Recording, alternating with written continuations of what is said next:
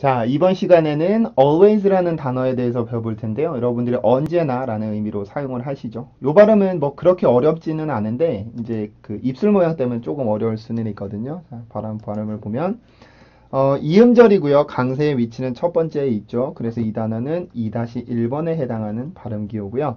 자, 첫 번째 음절의 발음은 요 발음입니다. 오뚜기 발음이에요. 오뚜기 발음. 제가 여러분들을 정면에서 보았을 때 요런 오뚜기 모양이 되면 되는데 이 발음은 입술 모양 때문에 조금 어려워하는데 이 발음은 우리나라에선 오라고 표기를 하는데 이 발음은 오와 어의 중간 정도라고 보시면 돼요. 입술 모양 때문에 그런데요. 우리가 라고 발음을 할 때는 아래턱이 이렇게 내려오잖아요.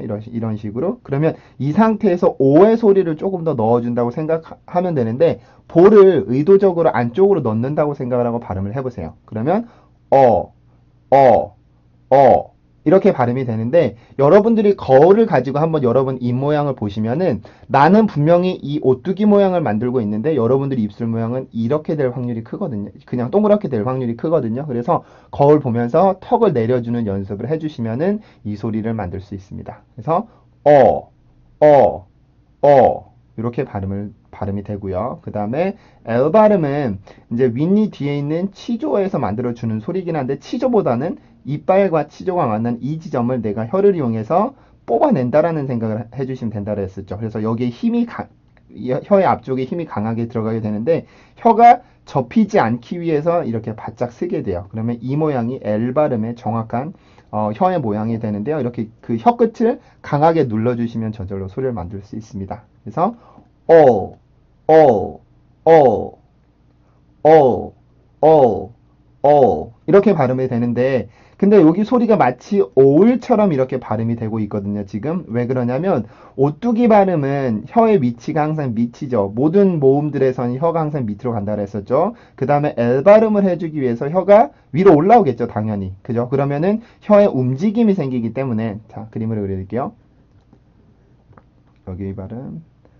자, 오 발음에서는 혀가 이렇게 밑에 내려와 있잖아요. 그죠? 이렇게 내려와 있는 상태에서 L 발음을 해주기 위해서 혀가 여기로 옮겨가게 돼요. 그죠? 그러면은 여기에서 내 혀가 움직이는 이격 공간이 있기 때문에 공기 흐름이 변화가 생기거든요. 그래서 L 발음이 이렇게 음절의 끝으로 오거나 단어의 끝으로 갈 때는 이런 것들을 달크엘이라고 얘기를 해주는데 이 달크엘 발음의 특징은 항상 모음 뒤에 온다라는 겁니다. 모음 뒤에 L 발음은 항상 모음 뒤에밖에 올 수 없어요. 자음 뒤에는 올 수 없습니다.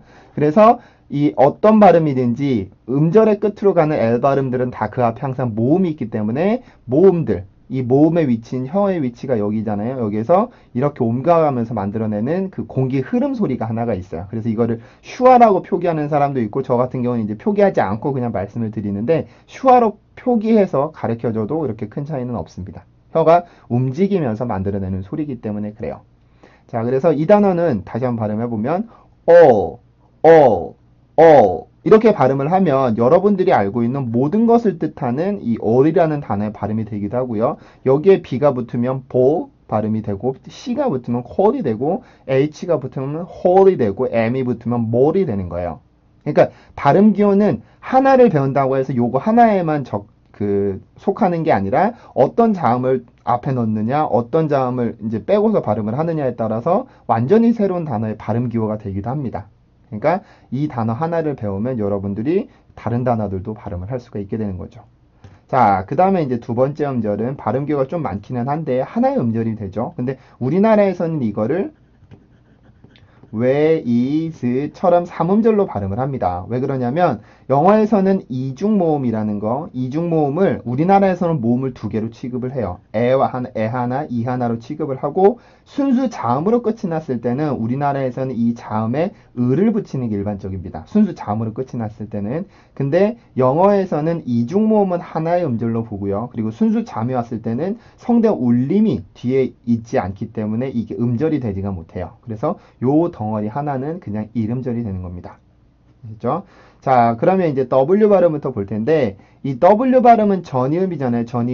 전이음이라는 거는 혼자서는 나오지 못하고 옆에 항상 모음이 오게 되어 있어요. 그래서 원래 모음이 가지고 있는 소리로 옮겨가는 겁니다. 전이.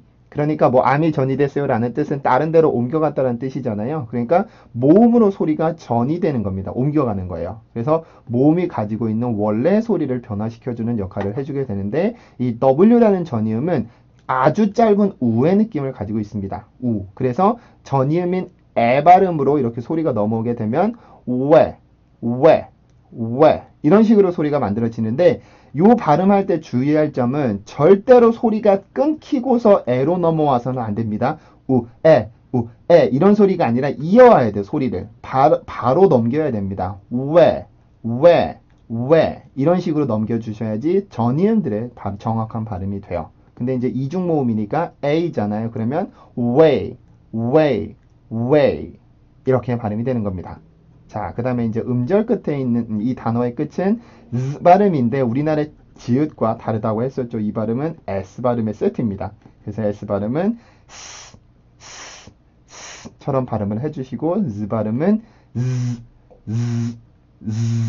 S 발음의 위치에서 성대 울림이 나오게 되면 이게 Z 발음이 돼요. 근데 음절 끝으로 왔기 때문에 유성음이라고 하더라도 성대 울림이 없습니다. 성대 울림이 없이 순수한 공기만으로 만들어주는데 유성음보다는 무성음이 항상 세죠. 그러니까 유성음을 해주실 때는 공기의 힘이 아주 약해야 돼요. 그래서 ways,